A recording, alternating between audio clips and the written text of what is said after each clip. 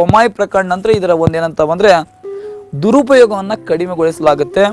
SR Bommai ಪ್ರಕರಣದ ಶಿಫಾರಸುಗಳು ಏನು ಅಂತ ಬಂದ್ರೆ ರಾಜ್ಯ ತುರ್ತು ಪರಿಸ್ಥಿತಿ ಅಥವಾ ವಿಧಿ 356ನೇ ವಿಧಿಯ ಪ್ರಕಾರ ರಾಜ್ಯ ಸರ್ಕಾರದ ವಜಾಗೊಳಿಸುವಿಕೆ ಮತ್ತು ರಾಜ್ಯ ಸರ್ಕಾರದ ವಿಸರ್ಜನೆ, ವಿಧಾನಸಭೆಯ ಒಂದು ವಜಾಗೊಳಿಸುವಿಕೆ ಮತ್ತು ವಿಧಾನಸಭೆಯ ಒಂದು ವಿಸರ್ಜನೆ ಎರಡೂ ಏಕಕಾಲದಲ್ಲಿ ನಡೆಯಬಾರದು ಅಂತ ಹೇಳ್ತಾರೆ.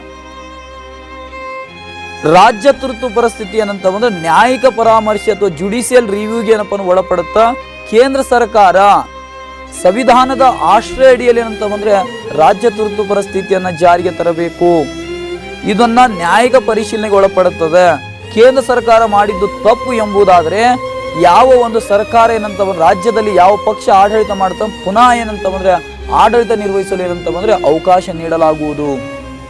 ಮತ್ತೆ ಮುಂದುವರೆದ ಭಾಗ ಹೇಳ್ತಾರೆ, ರಾಜ್ಯ ತುರ್ತು ಪರಿಸ್ಥಿತಿಯನ್ನ ಹೇರಬೇಕಾದ್ರೆ ಸಂಬಂಧಪಟ್ಟ ವಿಧಾನಸಭೆಯಲ್ಲಿ ಏನಂತ ಬಂದ್ರೆ ಬಹುಮತವನ್ನ ಪರೀಕ್ಷೆ ಮಾಡಬೇಕು. ಅಲ್ಲಿ ಬಹುಮತವನ್ನ ಸಾಬೀತುಪಡಿಸುವಲ್ಲಿ ಯಾವುದೇ ಪಕ್ಷಗಳು ಏನಂತ ಬಂದ್ರೆ ವಿಫಲವಾದ್ರೆ ಮಾತ್ರ ರಾಜ್ಯ ತುರ್ತು ಪರಿಸ್ಥಿತಿಯನ್ನ ಜಾರಿಗೊಳಿಸಬೇಕು ಅಂತ ಹೇಳ್ತಾರೆ. ಇದೊಂದು ಐತಿಹಾಸಿಕವಾದಂತಹ ಒಂದು ತೀರ್ಪಾಗಿದೆ.